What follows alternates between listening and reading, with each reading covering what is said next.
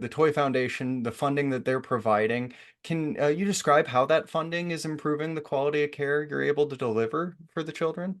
So our application that we submitted was kind of a broader sensory program that we wanted to be able to pilot in our emergency department here at Miller Children's.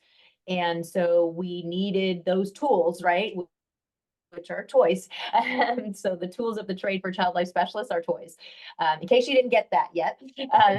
So we needed those specific tools for these specific population of patients that we're seeing such an increase in the emergency department. That makes it very challenging because they have every child has specific needs, but their needs are a little bit different. And as we said, that emergency department just doesn't lend itself to being the most warm and friendly environment.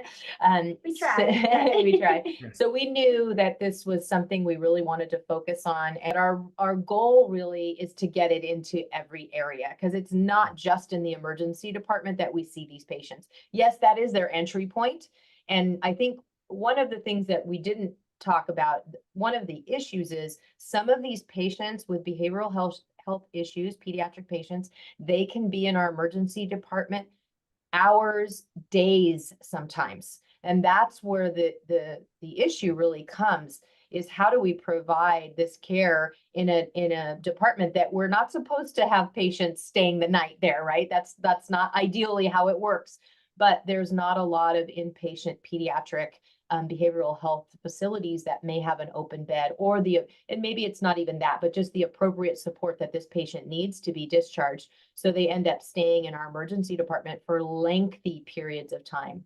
Our goal with the revamp into a whole sensory program is to have an established and something that we can replenish, a cart and a program that we can have especially geared towards those populations, so that their care, especially for our focus, their psychosocial, their emotional health, can be made a priority. So we were able to purchase this really cool item, which is called the Vector Junior, and it's a mobile sensory machine, and it has wheels and this hurricane bubble tube and fiber optic tails that are weighted, and it's such a little package that has so many things that are appealing or can be appealing to some of our neurodiverse populations, to help normalize the environment. I think everybody listening to this might know, but child life programs typically, I can't speak for every child life program across the country, but many of our child life programs across the country are what we call non-revenue generating departments. So we rely on grants to have these type of tools. Some of you might be thinking, well, why doesn't the hospital just buy it? It's not the way it works with a department like Child Life. We rely heavily on, yeah, exactly.